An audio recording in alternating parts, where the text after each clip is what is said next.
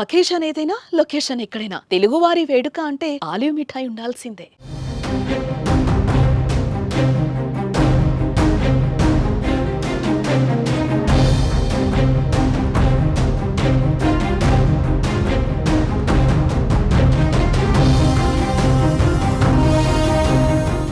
సింహాచలంలో తీవ్ర విషాదం చోటు చేసుకుంది. శ్రీ వరాహ లక్ష్మీ నరసింహస్వామి వారి ఆలయంలో గోడ కూలి 9 మంది భక్తులు చనిపోయారు. పలువురికి తీవ్ర గాయాలయ్యాయి.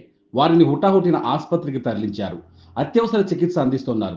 స్వామివారికి నిర్వహించే వార్షిక చందనోత్సవం వేడుకల సందర్భంగా భారీగా భక్తులు తరలిరాగా రూ. 300 టికెట్ కౌంటర్ దగ్గర గాలివానకు గోడ కూలి పెను ప్రమాదం జరిగింది.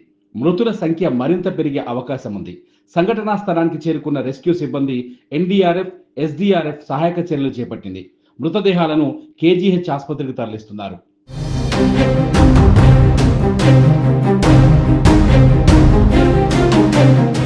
సింహాచలం లక్ష్మీనరసింహస్వామి వారికి ప్రతి సంవత్సరం చందనోత్సవం నిర్వహించడం ఆనవాయితీగా వస్తోంది. స్వామివారి నిజరూప దర్శనం చేసుకోవడానికి 2 తెలుగు రాష్ట్రాలతో పాటు పొరుగునే ఉన్న ఒడిశా నుంచి భారీ సంఖ్యలో భక్తులు ఆలయానికి వస్తుంటారు.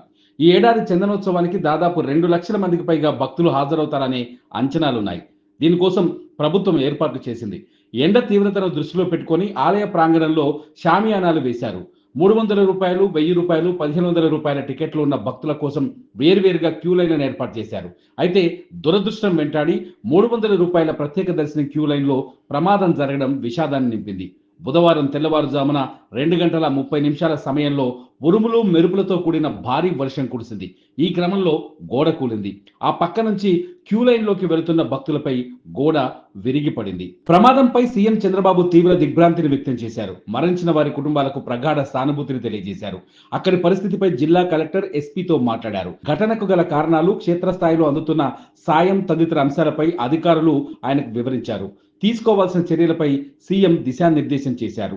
గాయపడిన వారికి మెరుగైన చికిత్స అందించాలని ఆదేశించారు. సింహాచలంలో గోడ కూలిన ఘటనా స్థలంలో పరిస్థితిని సమీక్షిస్తున్నామని, సహాయక చర్యలను పర్యవేక్షిస్తున్నామని హోంమంత్రి అనిత తెలిపారు.